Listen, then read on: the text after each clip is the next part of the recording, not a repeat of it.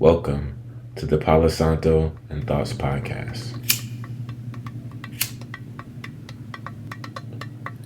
As I light the Palo Santo, let us reset the space, allowing new energy and new thoughts to enter. What was does not automatically become what is, and even if it does, it does not mean it always will. Let us release what we must to receive what we must. It is mine.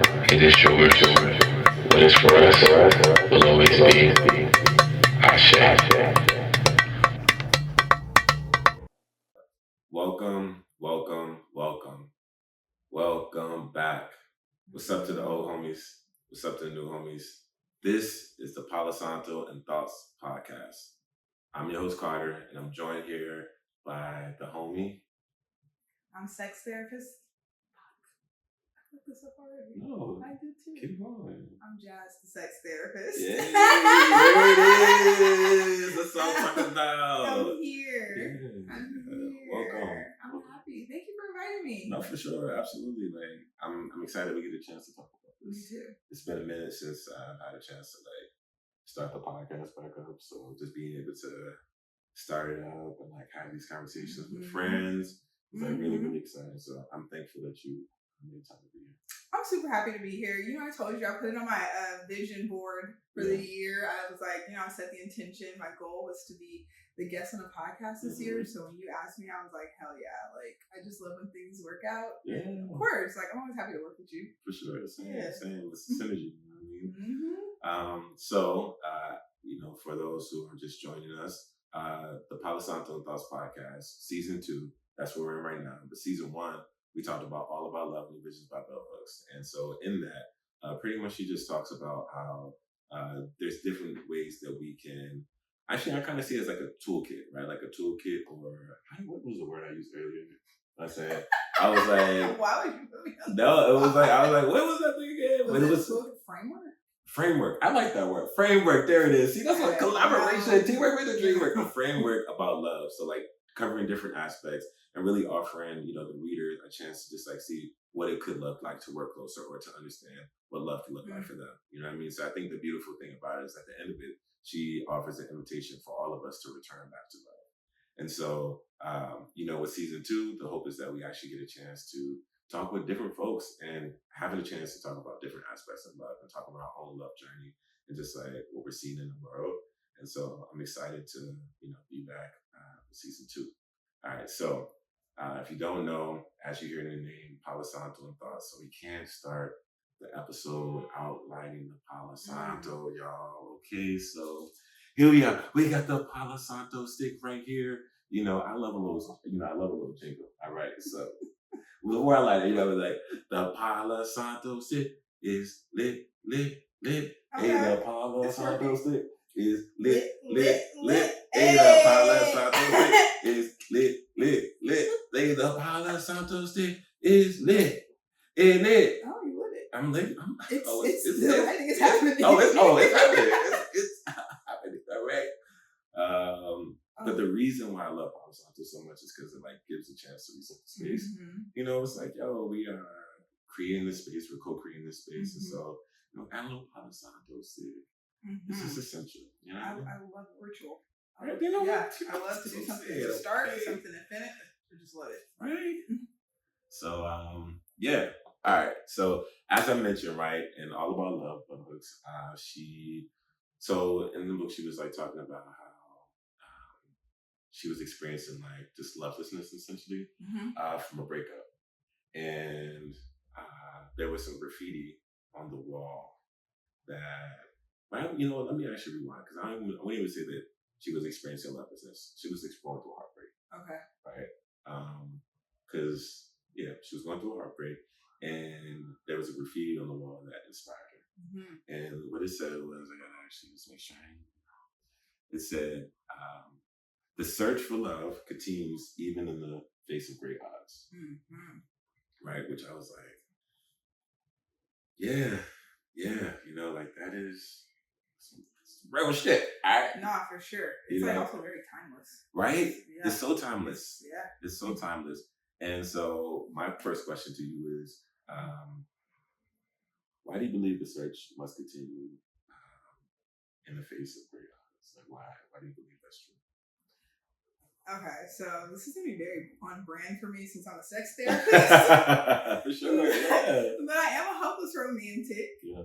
And like, what is life if we are not operating from spaces of love, like seeking love, admitting love? Just like, I don't even like the energy of love. Like, I couldn't imagine like would color even exist? Yeah. What would that feel like? So I don't know. I said it's timeless because life be hard. Life be hard. Life be life.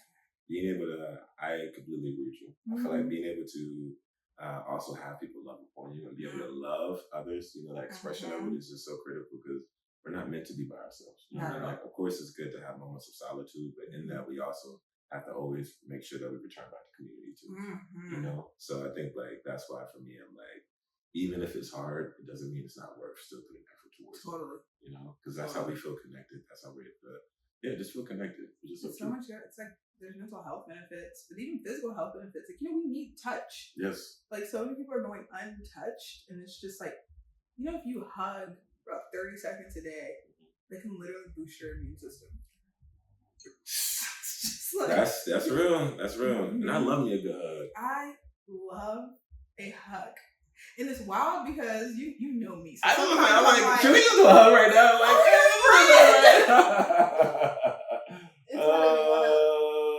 gotta like breathe into. Okay, 1, 2, 3.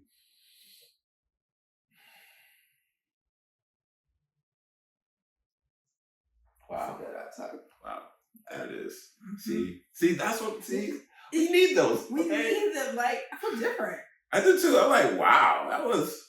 Yeah, it's about like hugging and then also like setting that intention to just like put love into this person, to ground this person. Like, I want the best for the person. I'm not gonna hug someone and then think like bad thoughts. Yeah. You know what I'm saying? So it's just like that energy, like the energy too, especially just like that exchange of energy when you're like again that feeling, just holding, right? Like I feel like there's an exchange of energy in that. You know what I mean? So I definitely agree with that. I love the way you did this too. One of my colleagues talks about self hugs. Yo, first off, I love me a self hug. Okay, I'd be like, oh, I feel like I'm Mario. Yo, sorry. I'm amazing. I'm a big Mario fan, so I'm really excited in here. Like, what else? Touch, like touching, hugging stuff. That's important. It's so good. Like, if you don't want to hug yourself, and you got to breathe into it too, right? Okay, we'll do it one more time.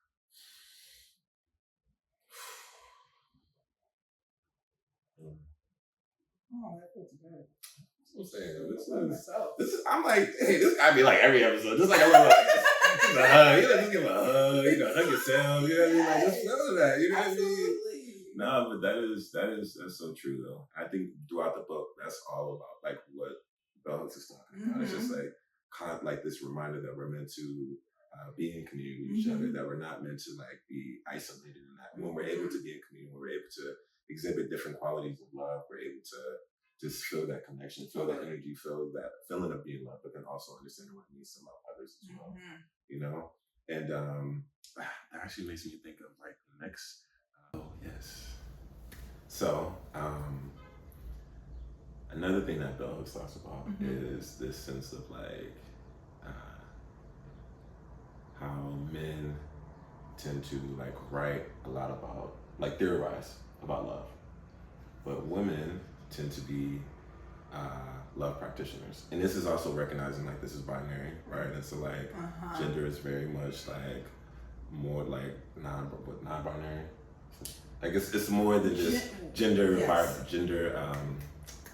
Gender does not. So gender is a social construct, but this has been constructed in a sense, in like a binary way. Yes. But we know naturally that is not how we exist. So, like our culture and our language play a large role in this, but if we were having this conversation in a different country, a different culture, we would be talking about gender in a very different way. Yes. So I do appreciate, the disclaimer. I just wanted to acknowledge because I'm like this also part of like the space is being inclusive as well. Absolutely. And so even though the book speaks very binary, I just want to like acknowledge that like that is not the intention here. Mm-hmm. So what she was saying was that, like, again, men tend to be more like theorize about love, and women tend to be more love practitioners. So I was like, what is one lesson about love that you're like, you know, that you would offer to others? Wait, you said a lesson about love? A lesson about, like, just like a general, like, Ooh. as a love practitioner, you know, if someone's like, teach me the way, teach me, right? Like, what would you say?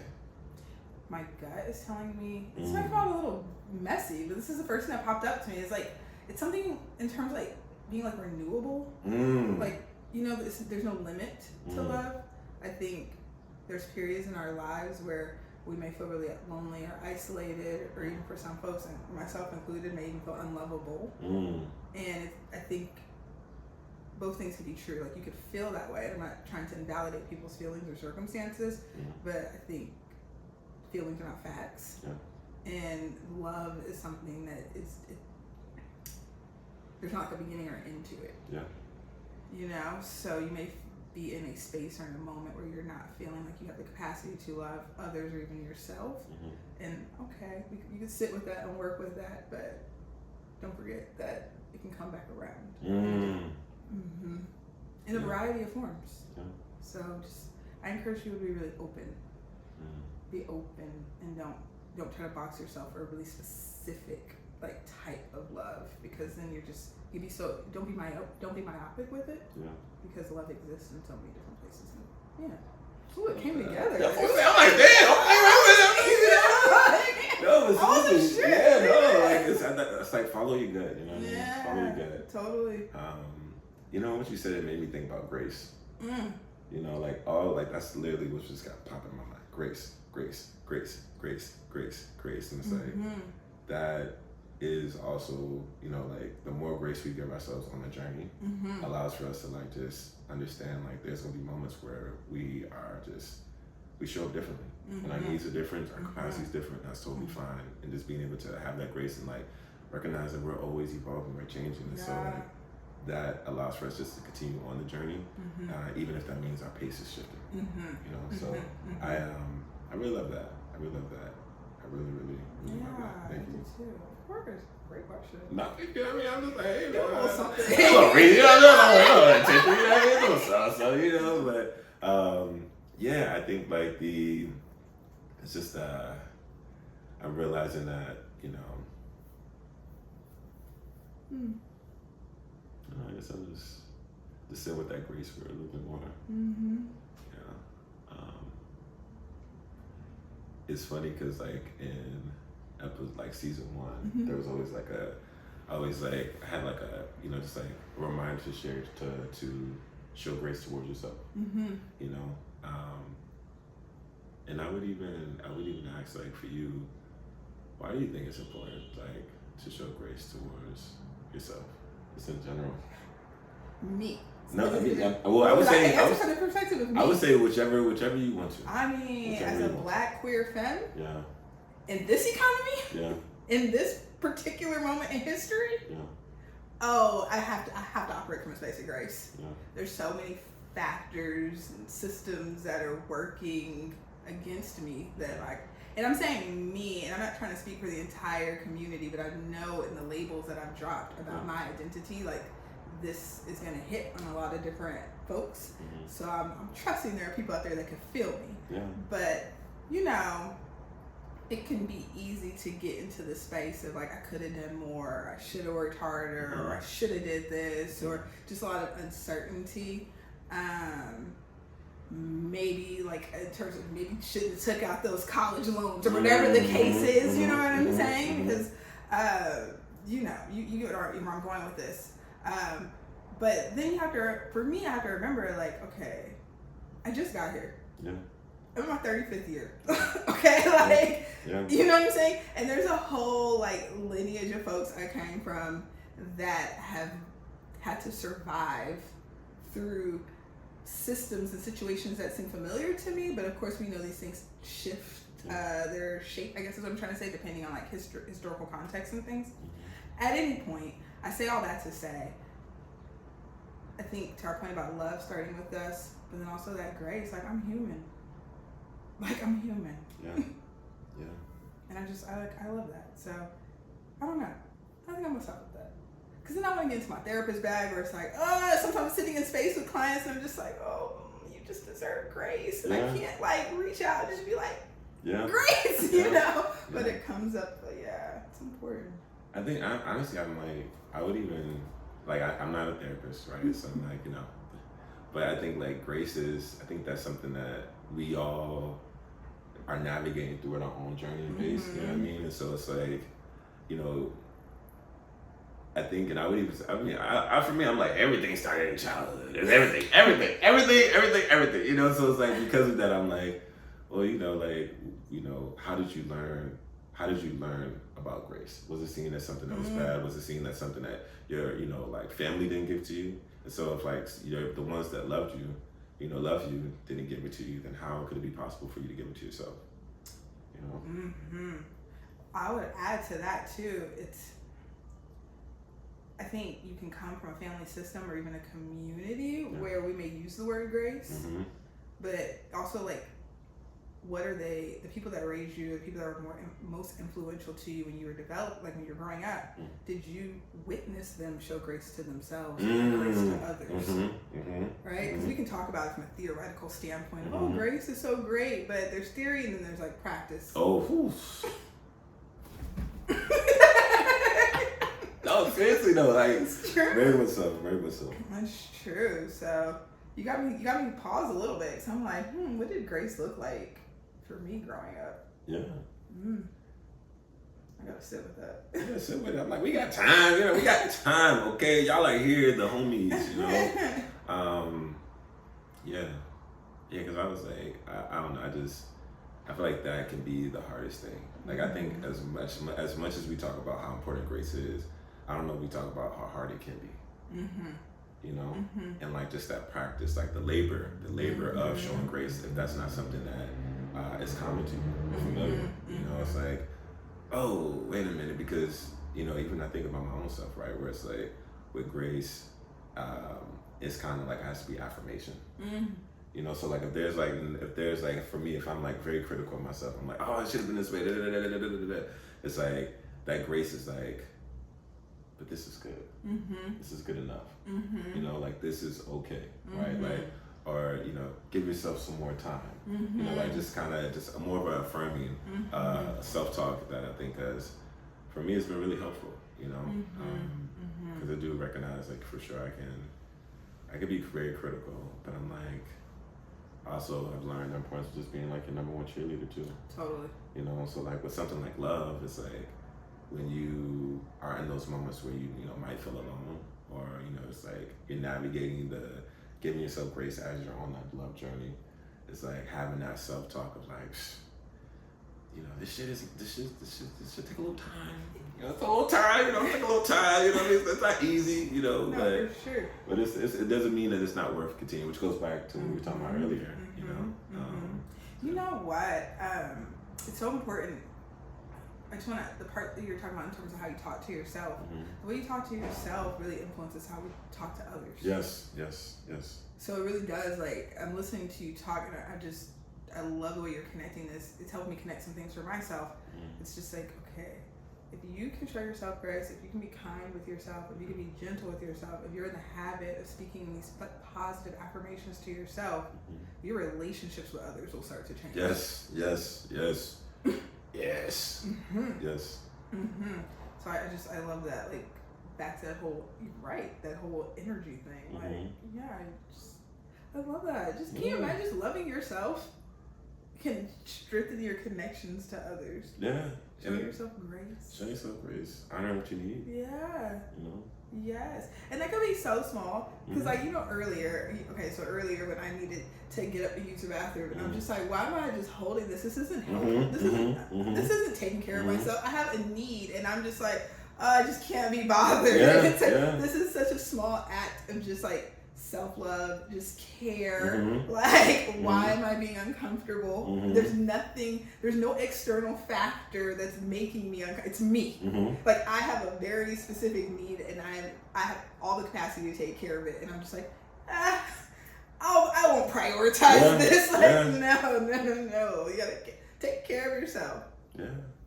I think like I was like listening to you talking about like the take care of yourself, prioritizing. It was like, you know, again, kind of going back to like us being able to, like, it's like that prioritizing, you know, like thinking of like, what are we prioritizing? You know, like, are we prioritizing like, I don't want to get up, or like the fact that like my body needs to release. Right. You know? My body is uncomfortable. It's sending me a signal that it's time to release, but it's like, how is it that I'm in a space where I'm like comfortable with my own discomfort? Yes. Like now we in a slippery slope. Now that's a slippery.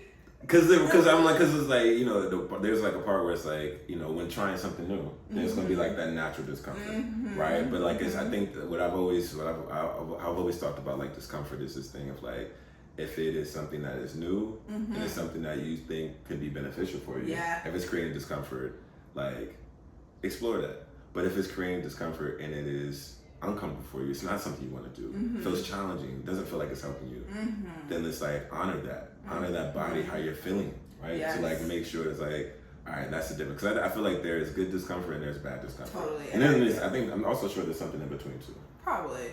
Yeah. Thank you for like, yes, I agree with you. Yeah, differentiating that. I'm not saying I expect to live in a life where there's no. Absolutely, for sure. You know about growth of force. That's what I'm saying.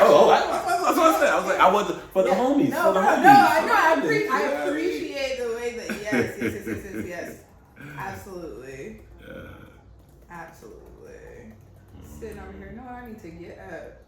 You know what I mean? So like, even I think the like, we were talking about like just grace and like honoring what we need, you know, thinking about love, like, you know, and okay, going backwards just a little bit more. Like, we talk about grace, right? A part of grace. And so, you know, with that, I think it's also understanding that there's a lot that we gotta learn related to love. And because of that, you know, I would say that we actually have to become students of love.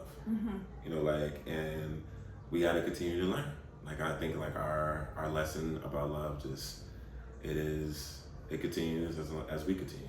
You know, it exists as we exist, and we get to decide how we participate and engage with it. But that's like also what makes it important, is like that commitment to being a student. Yeah, totally. You know, and so when you hear student of love, what does that mean to you? I'm rolling with the gut today. Roll with the gut. You know what I mean? Follow that instinct, okay? All right, this is speaking to you. All right. You know, I'm always going off my gut instinct. I'm an overthinker. You know, it comes so natural to me.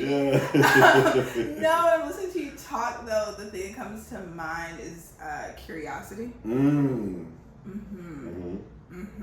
It's, I really like, you know, being kind and gentle, but also leading with like that, just that spirit of curiosity. There's always something else to learn.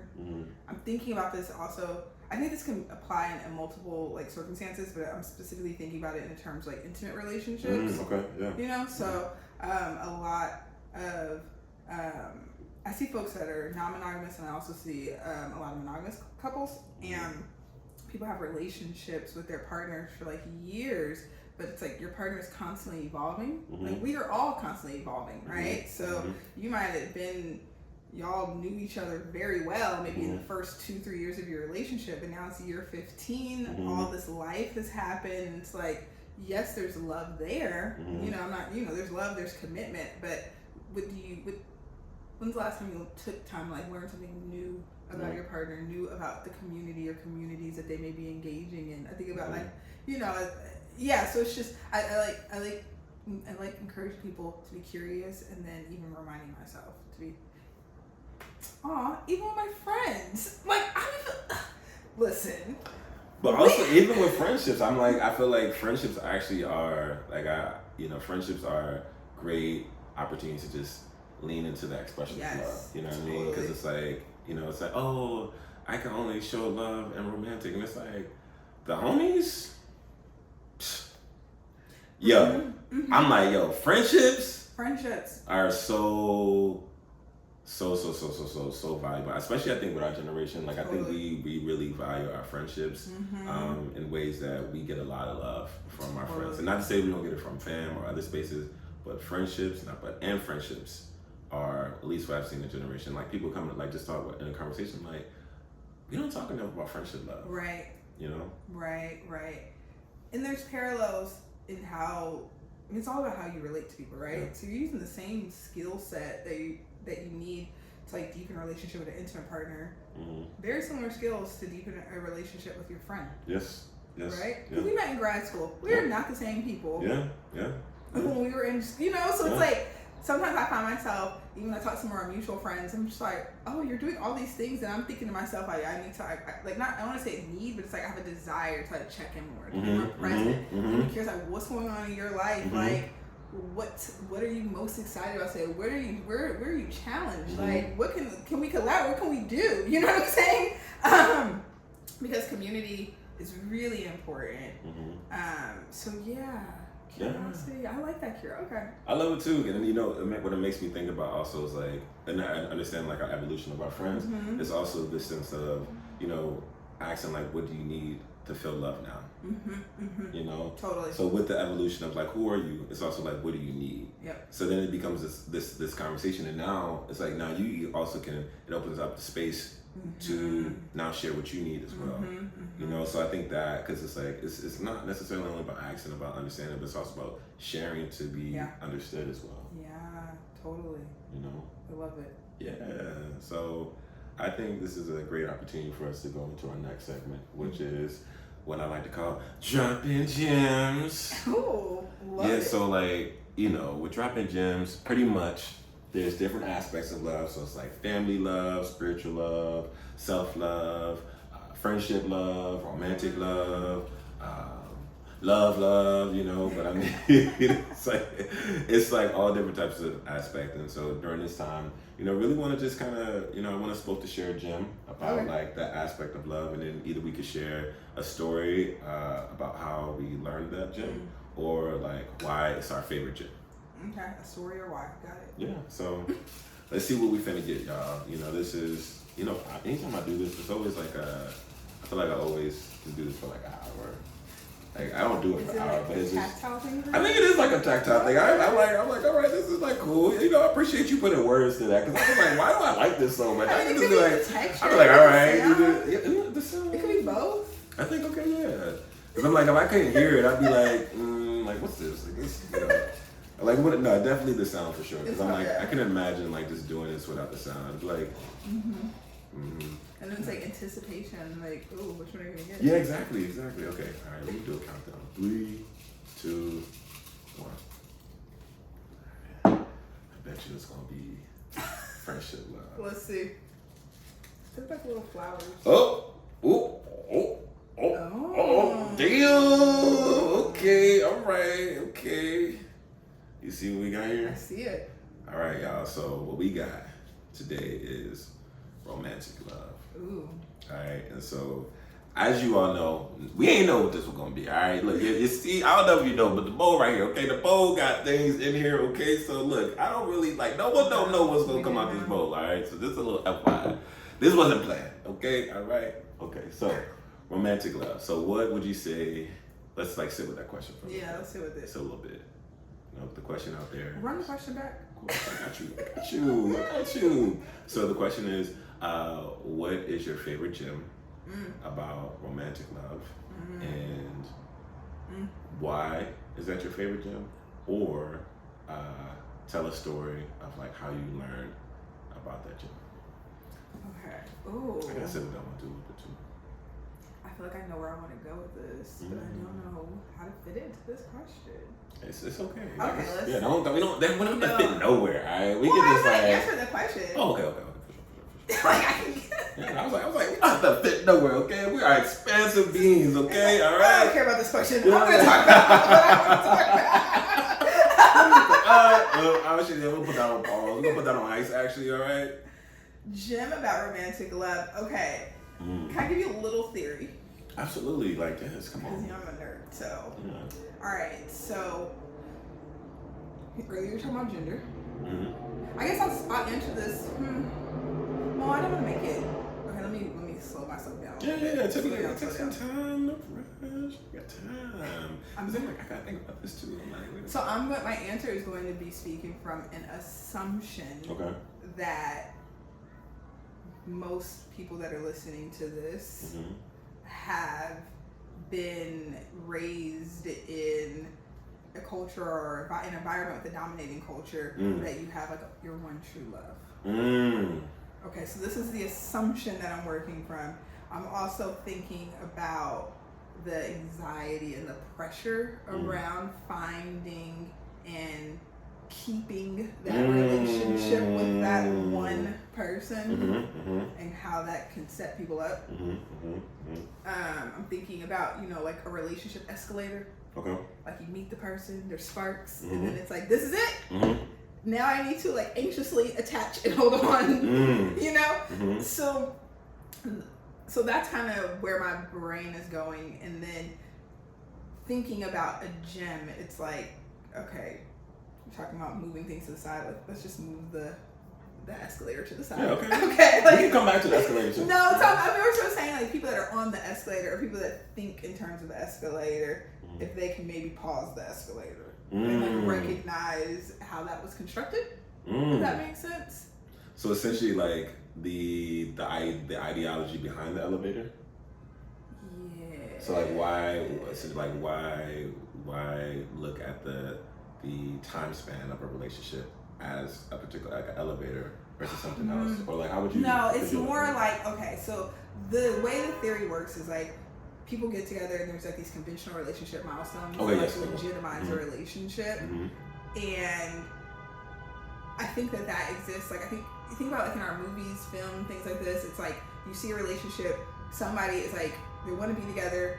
There's all these like toxic things that are happening, all these reasons why this couple probably shouldn't be together, and then at the end they maybe aren't the best for each other, but at the end they like come back because it like reinforces this idea of like this one true person, right? Okay. So like in terms of the gym, earlier I was saying love it's not scarce, and I think that in terms of the gym, I guess this is a long way to get here, but in terms of the gym, I think I want to highlight this escalator that a lot of people fall on. I used to be on the escalator. Actively resisting the escalator. That's what I'm talking about. That's what I'm talking about. But I think this isn't my original idea, but it's like this escalator does support that idea of scarcity. And that makes it really difficult to be authentic and just show up as yourself and be free in relationships. And you can have a really good romantic relationship with someone and it may not last forever, and it doesn't like invalidate that love or that connection. We as humans are not necessarily wired to we're not seahorses. Like seahorses are like they mate and they're like together forever. Like if that's your thing, that's your thing, but it doesn't have to be that way for us. So we could, you picking up what I'm putting down? I do. I think what comes to my mind is like, because I think with the elevator, right? Because folks, might feel that way. Also, sometimes maybe staying longer, and then like how that can impact the relationship. You know what I mean? Where resentment can come up, and just like things that's like. And I think, even thinking about that elevator, I like the idea of like pausing and just like looking around and seeing like what's actually like happening. What's happening right here? And like, do we want to continue moving together? Yes. And that, I think that actually is like such a courageous thing to do.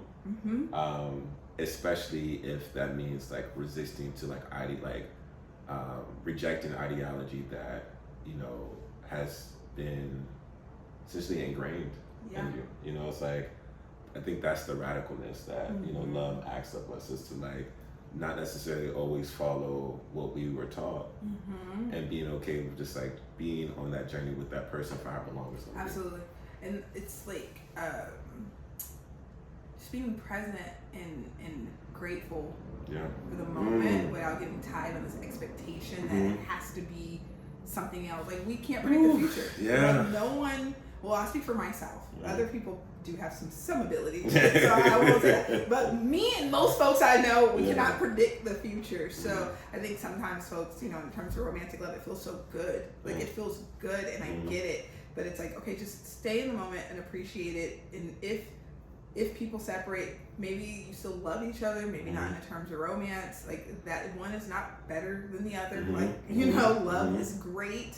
It's great to have folks that you can trust and who love you and like have your back even if you're not in your romantic phase of your relationship anymore. Like Mhm. that's okay. That's Yeah. normal. Like Yeah. that's very, very, very normal. But Mhm. it's just not something. Like I like rom-coms, so it's just not something that we see on like rom-coms, Mhm. you know, Mhm. or even like the Mhm. sitcoms. Like I grew up watching a lot of sitcoms and stuff, and it's just like it's always that anxiety of like, will they, won't they? And like Yeah. we're at home cheering for them to work it out, and Yeah. then it's like that's great in Hollywood, but then in like the real life, like that's not how you want to live. At least not for me. Speaking for me, Yeah. I don't want to be in that like. I've been there. Mhm. Mhm. I'm in recovery. I don't want to go back Mhm. to. It's okay to let things go. Like just, it's okay. We can let it Yeah. go. Yeah. And I think what, you know, as I was listening to you, it made me think about like the grieving process. Mm-hmm. You know, like how a part of that rejection of like the Mhm. like wanting to maybe like pause the elevator Mm-hmm. might be because of the acceptance around like, oh, this probably not gonna work. This probably is not. I don't know if this is gonna look the same anymore. Mm-hmm. And like we actually need it to look different. Mm-hmm. And it doesn't necessarily mean the love leaves, right? Mm-mm. But what it would look like Totally. change. Totally. And it changes. And I think it goes back to what you mentioned earlier about just like the importance of like evolution. Mm-hmm. And so I really love that because that grieving process of Oh man. like grieving like what grieving what you envision. Yeah. You know, of like this is what my romantic life is gonna look like, and Yep. this is who I'm gonna marry. This is who's gonna be. This is what it's gonna look like, and like to come to a point where it's like maybe Mhm. it's not gonna look that way, Right. and like That's so scary. it's so scary. It is, but you know what? I've like grieved relationships on like I guess both sides. How do I say this?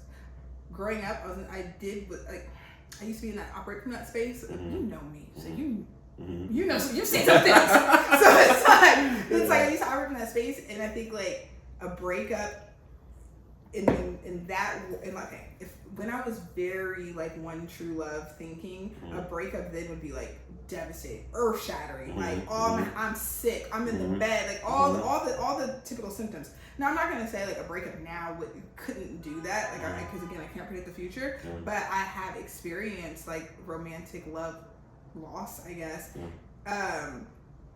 And yes, holding space for true truths. Like I'm grieving, but also I know that I can have this again in a different capacity. I can have this again with someone else that's going to be a better fit for me. There's the way that I'm set up. It's not one person out here that is going to love me.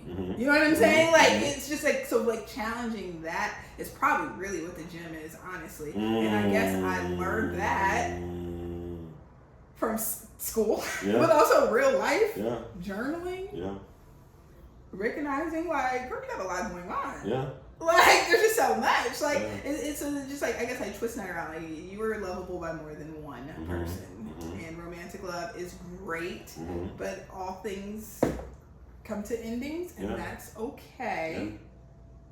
Next time it's gonna be different. It could be deeper, richer, funner. And also, the beauty of it is like it gets to meet another need of yours. Because I think for me, right, when I think of like relationships, I'm like, you know, really the beauty of it is you get to learn more about yourself and also learn more about like that person. Right, and like how you get to practice, try on, like just like you know the practices of love and like what that looks like, what you all need, being able to communicate all of that, like that is like also a part of like just the preparation of like, okay, you know what, maybe this comes to completion this way, but that doesn't necessarily mean that, you know, if anything, I am more prepared. I know what I need for the next space. I know what I want in the next space. I know what I have capacity to do for the next space. So then when you're engaging and meeting people, you can, you know, have the awareness to say like, oh, I know this is what I have the capacity for and this is what I want, versus like, I don't want this no more. Does that make you feel grateful or like more grateful for the experience?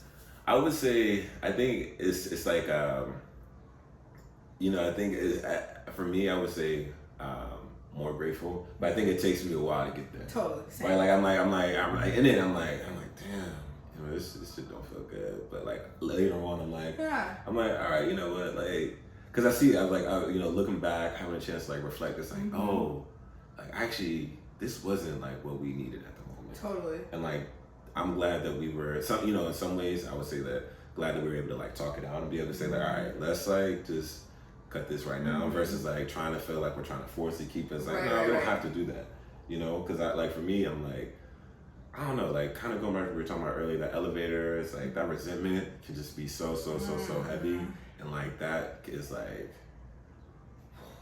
that shit is dangerous. It really in any type of relationship. It really is. So I'm like, all right, you know what? Let's just have this conversation. The grieving is gonna happen, but also like being able to honor that is also like the joy of like, I'm listening to what I need. I'm honoring what I need. So I think like I would say for sure, gratefulness is. It's a part of it, It might be, I think over time it's probably moving towards the beginning, or maybe I can get to gratitude quicker. But definitely something that is for sure gratitude. Yeah. No, same. Like I'm definitely, grief is really important. It is important to feel those feelings. Like you gotta feel them and learn how to like cope with it, ride the wave of that. I have it. Now I'm at this point in my life where I can reflect and be like, I'm actually grateful that I won't talk about one person specific. We'll say, what is it, like a sketch of exes. That's what I'll say this way. Okay. I think back on some situations and I'm like, I'm actually really grateful that person or these people showed me exactly who they are, because it challenged me. Like, there were times where maybe coming back to like, not fully recognizing when you're uncomfortable. So it's like I've been in relationship with people and it's like there are things that are happening between us that are a little uncomfortable, but I can ignore it. It's just like, okay, well maybe it's could work, maybe this, that. And then things come to a head, and it came to a head because of things that I saw several months previously. So then part of like, you grieve the loss of the relationship and it's sad. You grieve the loss of what you thought it was going to be, all that stuff. But then I also have come to a space over the last year or so where I'm also able to like be honest with myself and reflect back on like, what were those moments where I felt like this isn't right? And I just like pushed it to the side because I was going after this like future vision, this expectation. So I think I get gratitude off of like, I'm gonna be real sharp. And next time, I'm connected with myself. So it's like, I'm feeling a little uncomfortable. Maybe we could talk about this in the moment instead of like, So shout out to growth. Yeah, shout out to growth. And I think that goes back to like the student of love, like just being a student of love. It's like, recognizing like that reflection, right? Like that reflection and how important it is to reflect. Totally. Like, cause it's like it could be very easy to just like get out the relationship, then jump into a new relationship. It's like no space for the grieving, no space for the reflection, no space for like the learning, or maybe not enough time. Yeah. Maybe not enough time. I think that's like also part of, with like the romantic love is giving yourself time to like reflect. Oh, can I get my therapist bag real fast?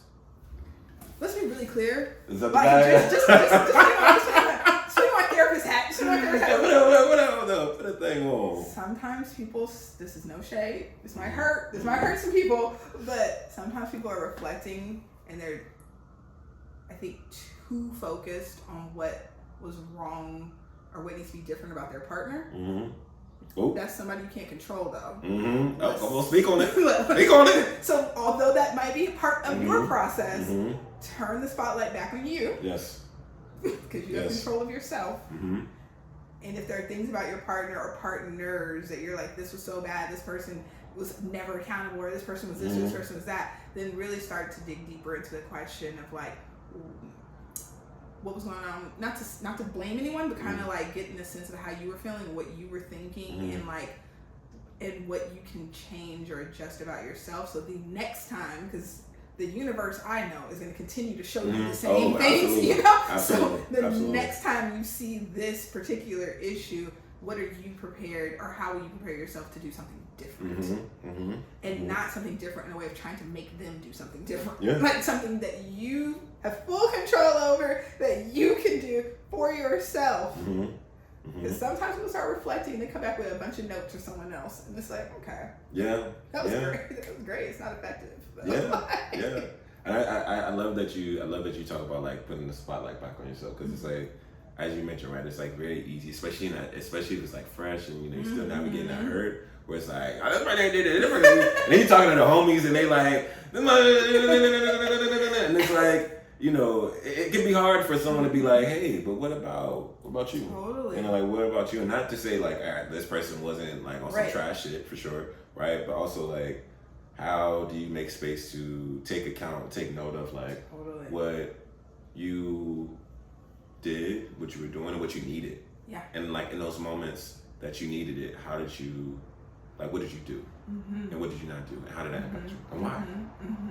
Like that level of insight, that reflection, I think, positions us to, be able to communicate better. Because also, honestly, I think one of the things that I have learned, and I'm learning, and a constant reminder is like, to be a good communicator is like you're open to like just being a better one. Yes. Right? Like it's never like, if someone says I'm a good communicator, for me, I'm like, okay, but like you don't just stop being good. Like it's like it's like an active effort. Like by being a good communicator, it's like the commitment. That it's actually a commitment to say I want to be a better communicator. I know there's always room for me to better communicate, and because also like we're all very different. So like a part of that is the adaptability, I would say. Yes.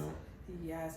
You know what else I really like about having friendships and having love in your friendships is, to come to this example of, let's say you're in a romantic relationship, it ends and you're reflecting and you're looking at areas where you want to grow. You can practice these skills with your friends. Like if you have the connection with people that you already know, love you, want the best for you, people that you already have some level of like emotional safety with, like make those relationships deeper. Like if your friend does something and you don't love it, but you can tolerate it, try to lean into the discomfort and just express yourself to your friend. Because the stakes are typically the stakes are lower. And I know everything's relative, but from speaking for myself and just what I've observed in my line of work, typically people feel more comfortable, even if they have anxiety with their friends or discomfort with their friends. They typically feel more comfortable with their friends than they do a romantic, like especially like a new romantic interest. So it's like if you're in this in between time of singleness or whatever the case is, and you have family relationships or colleagues even, or even friendships, try to see how you can grow some of your relational skills in the maybe I call it like lower stakes relationships. I love that. It makes me think about community, right? And like just being able to, because it's like, there's a lot of focus on like self-love, you know what I mean? Of course, we're just talking about like friendship love and romantic love, but like that community piece is just like so critical, because everyone in your community will be able to love you differently. And we talk about like, and I think about like folks who, sometimes when in a romantic relationship, their friendships to kind of change, and like that, Bell Hooks actually, she spoke about that, and it was like, we need those friendships to be that space that we have, you know what I mean? And like the romantic relationship can be that romantic relationship, but we also have to like nurture those friendships. Totally. We still have to find space to nurture. And I think it's like the labor, right? Of like labor of love that can be demanding, you know what I mean? But I think even in that conversation with, partners and with friends, like being able to have the conversation, like what the capacity is and all of that is like super critical. So I love that I love like that friendship piece. I'm like, the homies it's a great opportunity to like really just like really practice, and not even like practice, but also like just do. Yes, because I speaking for myself. My homies could tell me something very honest about my personality, and it might sting, but I'm gonna receive it much differently. I'm being real honest, Oh, pray for me. Historically, I will receive that much better than a boo. Like, now wait a minute. A friend, I'm like, oh, friend. Dang. Okay, I can see that. I can see that. I can see how I'm that way. Boo, you like what? Boo's like, wait a minute now. Now we gonna talk? Okay, so I just we got the notebook now. I got the notebook now.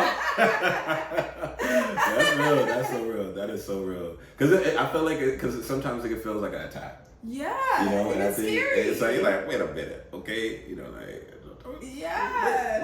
wait. It's like, I love you though. Yeah. You don't think I'm perfect? Yeah.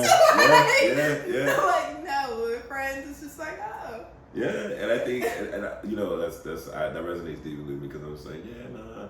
You know, the thing, even with friends, though, I feel like friends can also like sometimes be like, I'm not receiving this shit either. Oh, for sure. You know, because I'm like, you know, they don't always mean they gonna be like, oh, you can't really.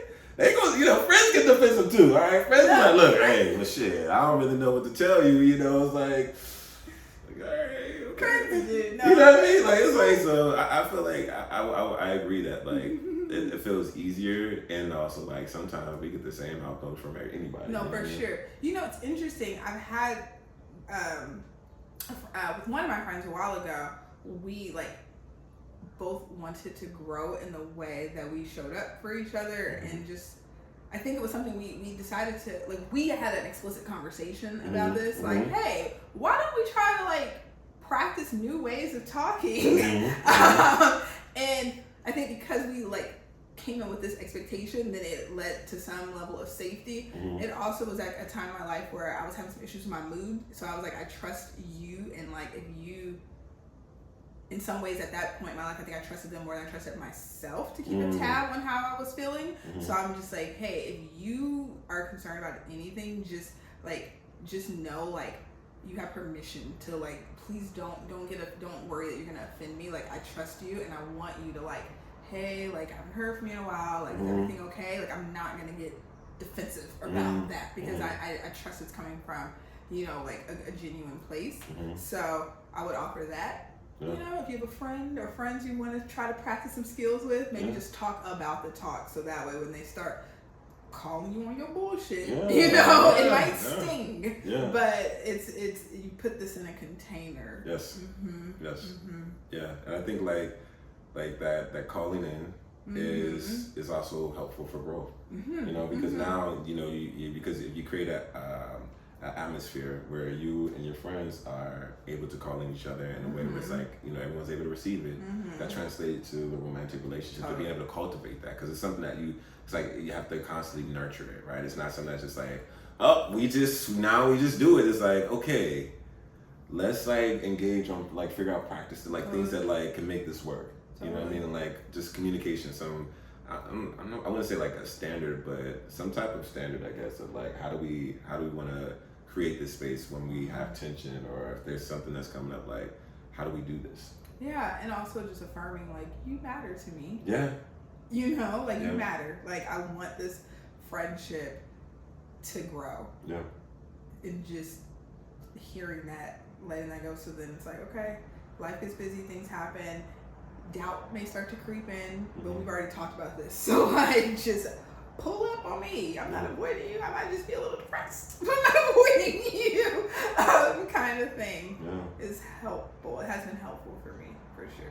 I agree. I feel like I've had like, especially with my newer friendships, there's been like, I've been more intentional about having the conversation of like, hey, like I really want us to be able to just like be more transparent about like what's coming up. If there's some tension, like, because I think with older friendships it can feel a little bit harder, because like there's friends where we just known each other for so long, and kind of going back to what we were talking about earlier about like just like the evolution, we're changing. It can be very easy to just be like, I love you for who you are and how long we've known each other, and also I just accept certain things, and you know it becomes hard to be like, okay, hey, actually you've reached your threshold, I'm no longer accepting your bullshit. You know, it's like, all right, you know, it's hard to like it's hard to have those. So I think for me it's felt harder to like go back and have those conversations.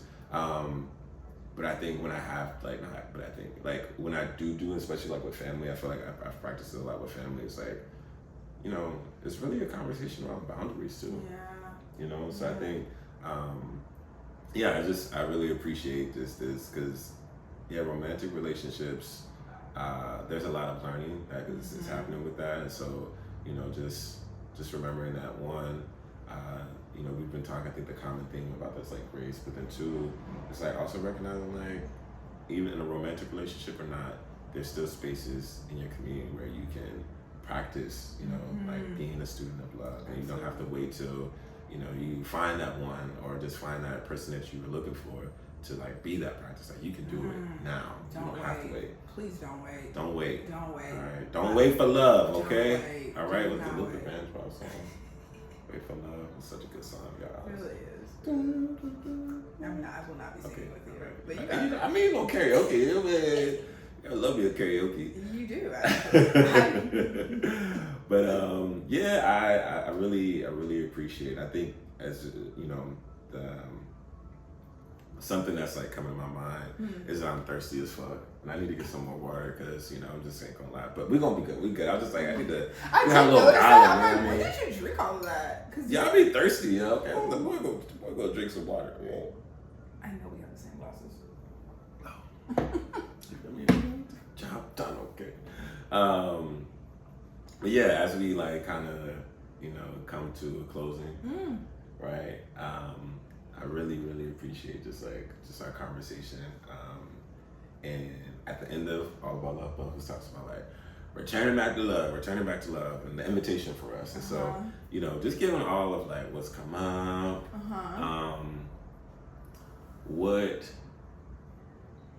why do you think?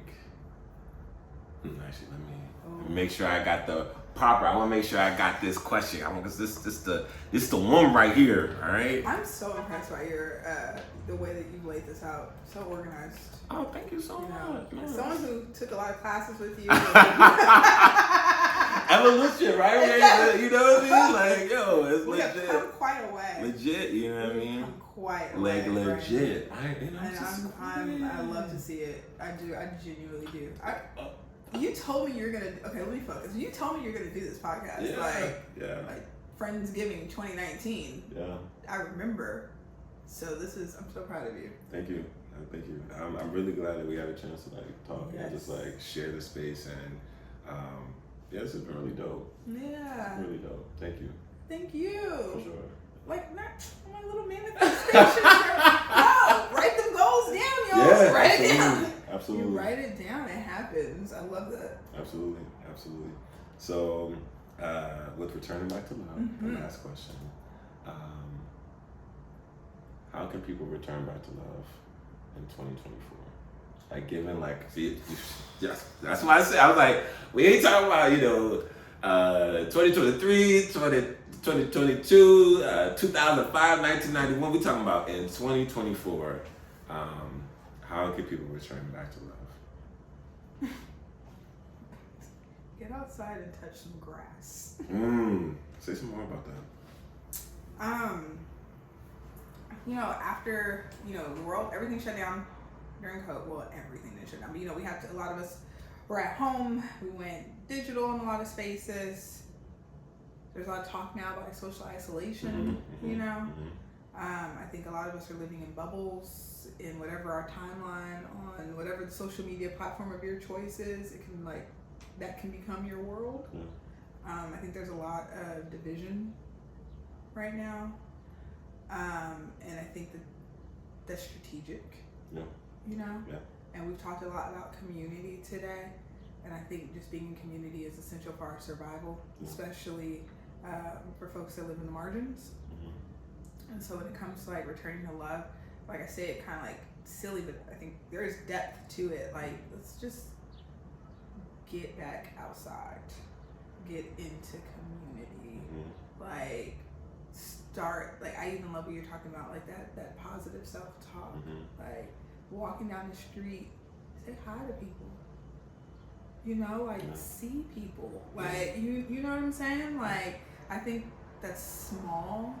I think it could be impactful if people are consistent with it. I think that's accessible. You know what I'm saying? Yeah, absolutely. For most people, I don't want to assume that I know all people's needs, but yeah. My first thought was volunteer, but then I was not to say don't volunteer, but I do, that is a service thing, and also a way to connect. But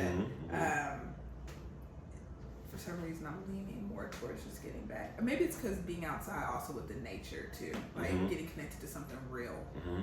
I was talking to someone recently, and they were like, I just think all Black people need to have their hands in the earth, at some it's in some kind of consistent form. So it's just, I think that's good for like our healing and like just being like I said, like grounded, but then also like loving ourselves, loving others, connecting with folks. Yeah. I love that. And you know, what makes me think about is it's like getting outside, but also like disconnecting from technology. Yeah. You know? Yeah. Like I feel like, not to say that technology cannot enhance the spaces, enhance the opportunity to be in community with, you know, folks. Totally. Right? Because I do think that it creates connections. And also I recognize that it can be easy to spend so much time in the digital world that forget about the present. Like the present feels like, you know, like the digital world is being present, and actually like when taking a moment to take a break from the digital space, technology, right? Like being able to be present is getting out. Yeah. You know, and I think the reason why like that helps with returning back to love is just because it's like you get to feel it. You know, like I think you can feel stuff by looking on social media, but when you are actually like seeing things in real time, or like being able to just like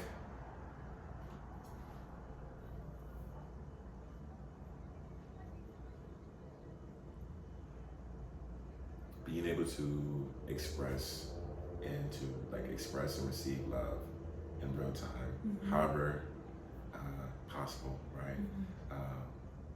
I think it just makes a difference when it's in person. Totally. You know? It just feels different. Yeah, it feels different. So that is how we invite you all to return back to love in 2024. And I also invite you to like think about like how do you want to return back to love in 2024, because it looks different for everybody. Totally. You know, and so you know, Jazz, again, like I really appreciate you being here. This was like such a dope ass conversation. It was. Like I'm just like, damn, wow, like crazy. Yeah, I was like, didn't know what to expect, and we started talking. But you know, we could talk. So yeah, that's what I'm saying. I'm like, we got to talk.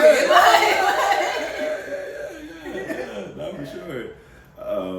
I wanted to make space to see if there's like anything that you just wanted to share about what you're doing, or how can people find you on the social media space. Okay, so I'm on Instagram, Jazz the Sex Therapist, Jazz with an S. Sometimes people ask me, is it Jazz? It's Jazz. My name is Jazz Ellen, so Jazz with an S. What am I doing? I'm writing a lot right now. I'm about to go back to school. We talking about some stuff that I'm very excited about. Yeah. That's what we're doing. We're studying. I'm trying to wrap up I'm trying to wrap up my certification, so I'll be a certified sex therapist. I'm super excited about that. Hey, fuck with Jazz, all right? I'm trying to tell y'all. I mean, y'all already see it. Y'all already see it, right? So like, real time, support Jazz, fuck with her. Yeah, come fuck with me. I'm also like, dang, I'm like out here just cursing up the storm. Well, I wasn't sure about that. I got no potty mouth. My bad, bro. I definitely do. I do. But yeah, I'm just excited. I'm excited to finish up certification. I'm excited to go back to school officially. I'm excited to put out more content. I want to help everybody tap into the sex life that they deserve to have. Okay? Because I'm here I just want to see Black people experiencing pleasure and recognizing our bodies are our own. You know? Like, you own your own body. Yes. And you deserve to feel the way that you want to feel. And I'll just, consent. Yes. As long as we got consent. Yeah. Hey, I'm here for it. So that's super cool. Like super, super, super cool. And I'm just looking forward to learning more and expanding my practice, like my skill set. And yeah, I want to produce cool shit to like bring to the community. So like we can learn about our bodies and learn how to improve the way we communicate about our needs and our desires, but then also letting go of shame. Yeah. I'm all for body autonomy. Our liberation is tied to that. You know what I'm saying? So, that's my bag about that. Wow. I'm honored. Thank you so much. I'm honored. Thank you. No, for sure. I appreciate you so much. I appreciate you. I appreciate you. So, I really appreciate you all being in the space with us, talking about love. We hope that you come back for the next episode. and we'll have another guest.